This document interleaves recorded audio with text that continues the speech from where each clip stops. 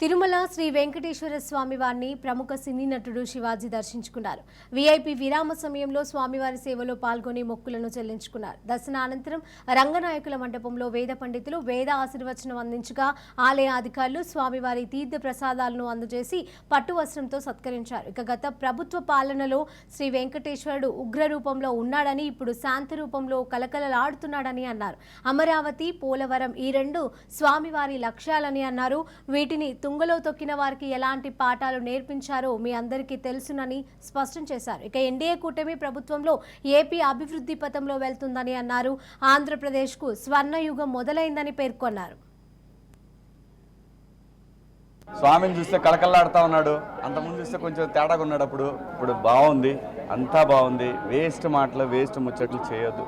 ఆంధ్రప్రదేశ్, అమరావతి, పోలవరం ఈ రెండు స్వామి లక్ష్యాలు. స్వామి దగ్గర మాట ఇచ్చిన వాళ్ళకి ఎటువంటి పాఠాలు నేర్పించాడో మీరు అందరు చూశారు. సో ఆంధ్రప్రదేశ్ బాగుండాలి, బాగుంటుంది. చంద్రబాబు నాయుడు గారి ఆధ్వర్యంలో, పవన్ కళ్యాణ్ గారు, అలాగే బీజేపీ ఈ కూటమి ఆధ్వర్యంలో ఆంధ్రప్రదేశ్ అద్భుతమైన ప్రగతి సాధిస్తుంది. అనుమానమే లేదు. ఎవరు తిట్టుకోవాల్సిన అవసరం లేదు. ఇప్పటికైనా అర్థం చేసుకోండి.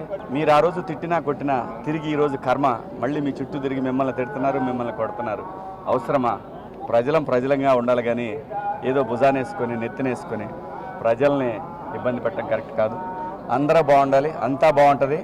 ఆంధ్రప్రదేశ్కి స్వర్ణయుగం మొదలైంది. స్వామి నిర్ణయం ఇది. స్వామి దగ్గర డ్రామాలు దొబ్బితే ఎవరికైనా ఇదే శిక్ష.